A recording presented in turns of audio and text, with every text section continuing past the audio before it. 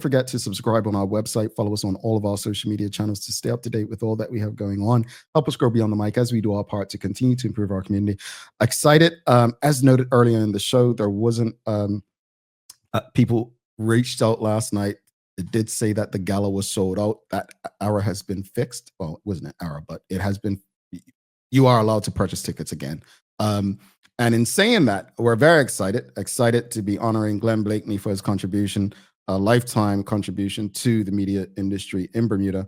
But also we're excited that Jonathan Howells, the CEO of Bermuda Press Holdings, which is the parent company of the Royal Gazette, excited to have Trevor Lindsay of TNN, Jasmine Patterson of Bermuda Broadcasting News, as well as Miss Thang Christie from Power 95 on a panel that night to discuss the importance of local media. All right, so very exciting panel. Hopefully we'll see all of you there to engage in what we hope is a very celebratory night. But without further ado, we got a very special guest today. We're going to bring Kelly Hunt in for what we deem a very important conversation, as it's Child Abuse Prevention Month, and we're going to discuss what we can do to ensure that not only our children are protected, but how do we look for things that may be, a bit different. All right, let's give a warm TDH welcome to Kelly Hunt. Greetings. Hello, how are you? Hello. How are you? My goodness, you guys are depressing this morning. Like, you're really. I'm here to bring some light to this heaviness. It be like that sometimes. They say, right? Yeah, it happens like that. It does. It does. I didn't even got a joke in today. Usually, I would try to bring one of my world famous, hilarious jokes, and I didn't get one. Let's see what we can do. But I gotta ask you before we get into today's conversation with you. It's World Party Day. Like, come on, give us something. What's the best party you've ever been to? I love that Maya went straight to like her childhood, beautiful, innocent, and you just went like, okay, we, cup match that time we won. Do you remember that time? Yeah. That was a good day. Yeah, we don't have this anymore. No, but we're keeping hope alive. And so, yeah, speaking of hope, as you said, it's Child Abuse Prevention Month, and I know what you're saying. It's every month, right? Absolutely. But this is the month that the powers that be decided that we get to really talk about it. So let's talk about it. Indeed. But before we jump into that, just let the audience know a bit about your background and what it is that you do. So I know it says CPC. That's because the Coalition for the Protection of Children is a very long name as someone who types that out every day. So I'm from CPC. I'm the executive director there, and I have an amazing group and team of other women who go into the schools and they talk about a lot of things that are really important for children to know. So preventative education measures. We also provide breakfast in the schools, and we do a bunch of other things like advocacy work and so forth. But today, and for the purposes of this, I think it's just really important to talk about what we are talking about with the children so that the adults know what it is we're doing there and what we're discussing with them. And they can ask questions because we are discussing 5 safety rules. And the goal is to get every student to know this, every young person, but then also that is known by the adult community as well. So SCARS let's go back a bit. Just follow me. Let's go back a bit because there are people who they don't know what this CPC is. Just explain what the coalition is. I know what you said that what your group does and so on, but just explain if someone's listening for the first time, never heard of the Coalition for Protection of Children, just explain what it is. So it's a nonprofit organization, and the main mission is to ensure that every child in Bermuda grows up in a safe and nurturing, healthy environment with equal access to opportunities. So there are a bunch of clients that we have, families that we serve that have been historically underserved. So we want to make sure that they have, all of their basic needs met, and that we're giving them, information and empowerment pieces so that they can be self-sufficient in a time where, as you discussed earlier, the struggle is real. And we don't want that to affect our children. So that's really our main mission. And as an And I organization. and I think, as you said earlier, I mean, these conversations can be very dark, but they shouldn't be. I mean, this is really prevention, right? It's prevention shouldn't be dark. Prevention should be something that is engaging, it's educational. But in speaking about prevention, I think a lot of people don't know what child abuse is. They just think physical, like somebody being, physically hurt or so on. Can you just explain what child abuse is to give the audience some understanding? Sure. So the physical one is obviously very important, and that does include sexual abuse as well. But there is emotional, and that's one that's very difficult, particularly for children to sort of wrap their minds around. So we have to do that developmentally in a way that they understand. Neglect, one of the most underreported forms of abuse, and the way we talk about that with children is really those basic needs and how important that is, and that it's adults' responsibility to make sure that they have all those things. Mhm. Domestic violence, big one in Bermuda. A child witnessing that, that is a form of abuse, and it's one that we sort of miss and forget to talk about. But that has a huge impact on their well-being. Mhm. Even exposure to content that's inappropriate, Mhm. whether it's sexual or whatever, that is a form of abuse. Of course, there's peer on peer bullying, and as we get into the digital dangers conversation, there's obviously cyberbullying is huge because you can hide behind that screen. Mhm. And relationships, when we talk about our teens, they're in teen dating violence is a Mhm. real thing, controlling behaviors, things like that. So we do get into those topics as well. And so yeah, I mean, there's a lot on the board, not just that physical. So But your team does such a wonderful job, and I'm glad you brought up the breakfast program because I know you've been doing that for years. It is Child Abuse Prevention Month, but you do stuff throughout the year. Can you just share what you're doing this month in particular, but let the audience know, go a bit deeper in what you're doing to educate and engage the community throughout the year and to really give back? And what does the breakfast program look like? Oh, the breakfast program's one of my favorite. It's we're in 17 schools and we serve every day of the school year. So that is thousands and thousands of breakfasts. Mhm. And that just makes sure that everybody gets that opportunity to start the day ready to learn. And we know the importance of that. So we have coordinators in each of those schools that make sure that they, get us get the right supplies and tell us about the participation.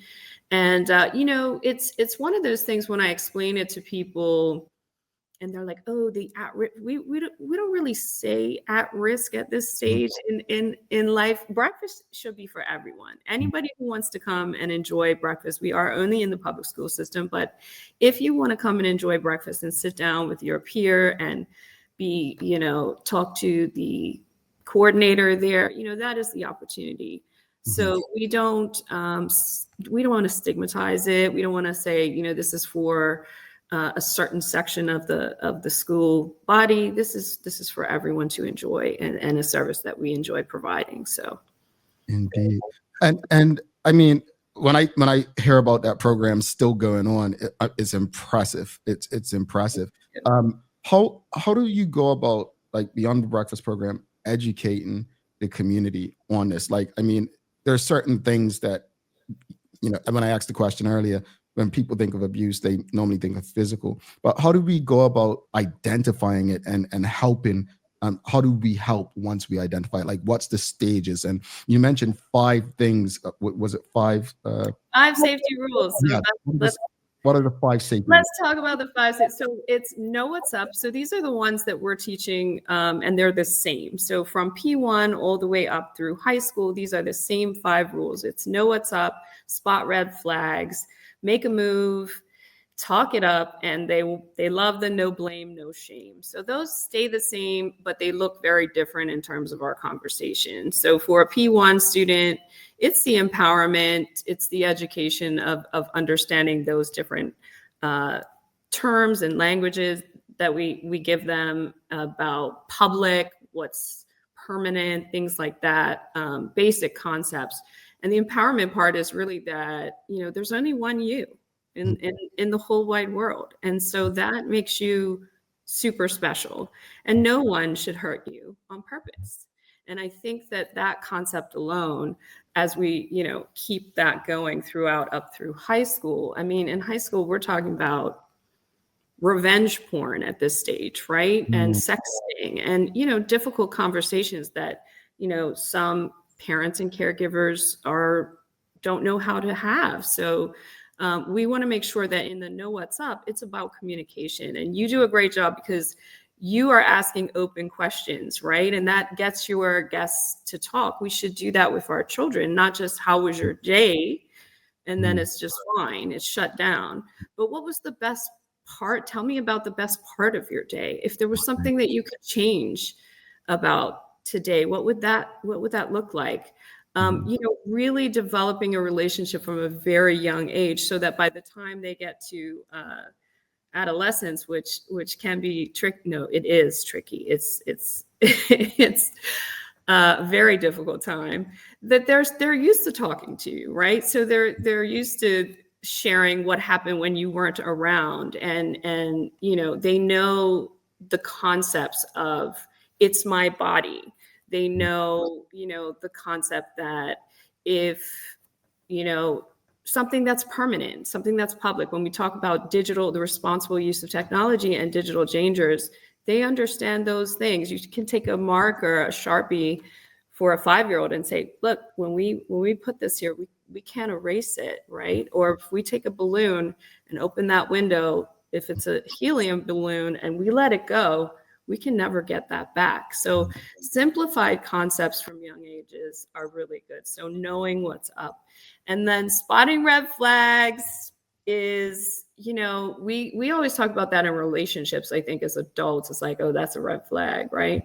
But it's really those personal boundaries that, where your bathing suit touches. That is something that's very personal and private to you. Nobody should, ask you to touch those. Nobody should want to take a picture of those. That's really important to understand those boundary pieces. Correct names. I don't, Jamel, I'm going to say something that you probably no guest has said before on your show, but it's okay to say the word vagina. It's okay to say penis. These are anatomical pieces of, these are parts of our body. It shouldn't be so uncomfortable. I see adults giggling when we say these things, but it's important, right? And then for the digital part of spotting red flags, it's the way we behave online. Yes. It's pausing before we post. It's understanding that in a gaming environment, it's unrealistic to teach our children, don't speak to anybody else online, because if we don't have Chuck E. Cheese, right? But if we went to do you remember in Dockyard, we used to have the that little game room in the back of Rockies or something, or what was it? It was like Frog and Onion. No. I know what you're talking about. I remember. It was like you could sit next to a stranger and you could race cars and stuff like that. You're aging me, but yeah. Okay, all right. I'm joking. Easy. But no, I got you. But you would say if that guy took a good nip and beat you, you'd be like, all right, yes, you would speak to them. It's going to be the same online, but the rule is that you're talking about the game. If you're talking about anything other than the game, that's where it gets that's your boundary online, right? So that's spotting red flags, those things, and make a move. Make a move is us as adults knowing that it's our responsibility. If you suspect that a child in your life or around you is dealing with abuse, you report it. We're all mandated reporters. And one of the last concepts I'll leave you with that is it's better to offend an adult than to harm a child, because they deal with that for the rest of their life, right? Good beginnings last a lifetime. And so when it comes to that, or no blame, no shame, if something has happened, the way we respond to a child is critical, right? It's not, why were you there? What did you do? They won't talk to you, Mhm. right? It's never their fault if something happens to them. So even as we teach all of these things, it's never their fault. And Yeah. so those concepts are the key ones that we want everybody to know, not just our children, because it is our responsibility. Yeah. It's yeah. I mean, as you're speaking, I think the community has such a big role to play in this. Hmm. Um, I just think of the violence that's happened in our community as far as like murders and how of the murders that were committed in Bermuda last year. There's been no one that has been charged, as far as my recollection, and I feel like things like that, just no consequences, just roll out all over our community in terms of people not facing consequences for their actions against anyone. You see cases over the last couple of years where people are brought to justice finally for things that they did to children many years ago. I think where I'm at is the community's role, like to ensure that we're not doing this, because I think there was a time where we were taught not to believe it. Oh, well, that's just children telling stories, or this person would never do that. And you see people saying, oh, we protect adults. And what you said just now was so important.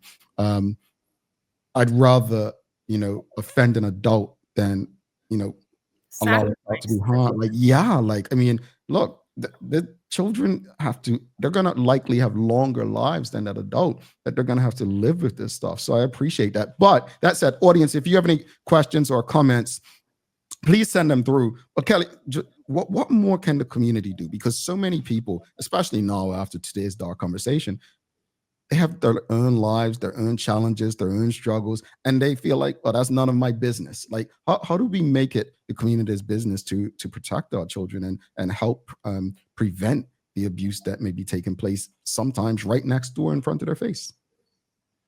It's an individual choice, right? So it's, when we look at two children who have grown up in the same situation, perhaps haven't had a lot of resources or, support, or even have had something terrible happen to them, and one of them has, really become successful and achieved their goals versus another one who wasn't able to get to that point. The difference that we find is one safe adult, just Mm, one, just one person that sees that child and that potential, and invests in them. And it doesn't have to be a parent, it doesn't have to be a teacher, or it can be a neighbor. So for that child, and everybody watching has somebody in their life that's younger, that they mhm, can just invest that time to see them. Because when we look at, people, unfortunately, who have been, let's say, incarcerated or whatever the case, it's like, what happened? It's mm, like, no one saw me. No one saw me. No one saw me. And I think mhm, that's really profound. And that's what we can do as individuals. It's just, see our children mhm, for the potential. I say to mine, I'm like, I was just born before you, right? It's my job to just educate you and give you the information, because you're going to make choices. You're going to make wrong ones. Sometimes you win and sometimes you learn, right? But, you know, um, I'm just here to be that vessel of somebody that you can turn to for whatever, you want to talk about. I can't always fix it, but, mhm. I'm here.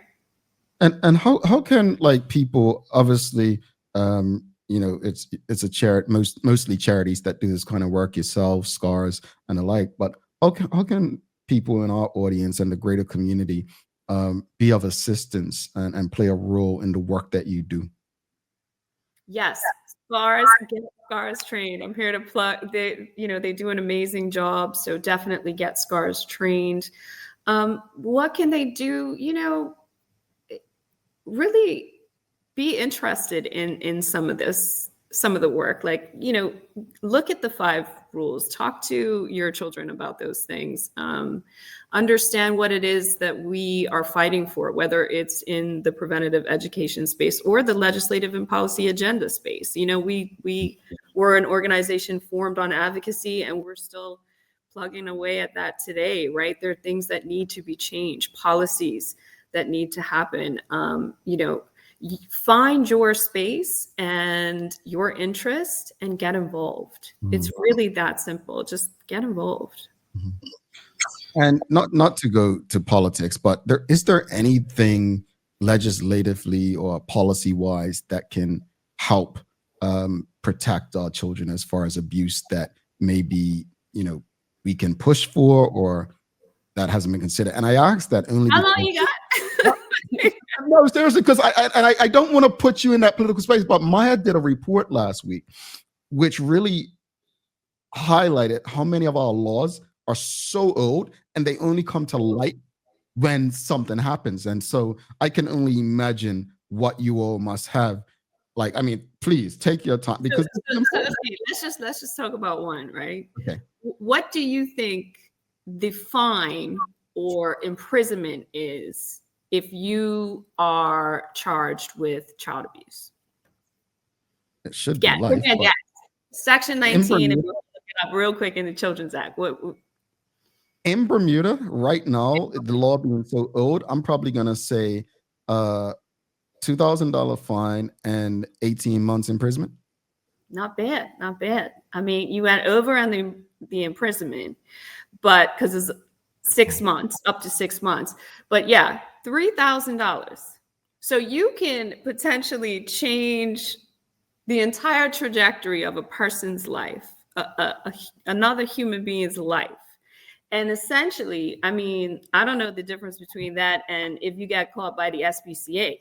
Like, it says a lot about how we value our children, right? The law says a lot about what our values and beliefs are. So you're right. I mean, it's very antiquated. 89, I believe that one. We've had some amendments in 2019, but there's a long way to go. Yeah. There's a long way to go. Right. And this is why I take what we do so seriously and having these conversations, because I guarantee you, this is something that people will not speak up about, or, I'm not going to say complain, but share their concerns about until it hits them directly. Right. 18 months, I thought you were going to say, no way, Jamel, it's 5 years. To the fact it's only 6 months. 6 months. That's insane. I mean, yeah, sentencing guidelines in general, right? We see like guys are getting locked up for drugs longer than guys, who've killed people, or even, pedophiles. Yeah. And then the reason why we don't report things in Bermuda is because we don't have faith in the system that, abusers are going to go away and get the help or whatever that they need. Or sometimes, they shouldn't be in the general population. That's the reality. And we have to have those difficult conversations. But, and I think conversations like this, and again, audience, this is why I ask people to share the conversations with their friends, family, and colleagues, because I don't like the idea in how small towns, small communities move. Like, we tend to move only when things impact us. This is something that, again, and I'm grateful to Maya and Teo and Simone for bringing this to light, where they're going to be doing more stories about antiquated laws that have been on the books that, like, right now there's a focus on the abortion law. Like, I didn't even know that you had to get approval from a board and so on. So things that existed 50 years ago, folks, it's not just race. I'm sorry to say it, but there's a lot of things that impact us in ways that if you looked at it, you're like, wow, how is this a law? We have to take a look at it. And conversations like this bring this to light. My hope is that we continue it. And when that MP comes on your doorstep, or if it's not an election, you go on their doorstep, you're having these conversations with them. Kind of before you head out, what else would you like to say to our audience about this most serious the work that you all do at the coalition? I guess the last thing I really leave is reiterating the concept: be that safe adult, be that person that sees that child, get in the know, know what's up, be curious about those things, and understand that concept of good beginnings that last a lifetime. So you can be that person that really does create change, and collectively together as a community, we can be a light to others, right? So it starts with ourselves. Yeah, you helped me just now. I usually ask my niece how was school, and I'll be asking like, "How was your day? Oh, what did you enjoy about your day?" Like, go a bit deeper. Like, find let them feel comfortable to tell you the details about their day. Thank you so much for making time for us. Thank And you so much, and to your don't be a stranger. lovely audience. No worries. Don't be a stranger. Seriously, these are important conversations, and we'll be in touch with you very soon. Have a wonderful day, Kelly. Thanks, you too. All right, Kelly Hunt from the CPC, Coalition for the Protection of Children. Appreciate the work they're doing. Audience, it is our responsibility to support these organizations and the work that they're doing. We're going to take a final break. We'll be back in about 2 minutes, 8 seconds to wrap it up. And we've got a daily play for you, so do not go anywhere. I want to see how many of you get this easy question correctly.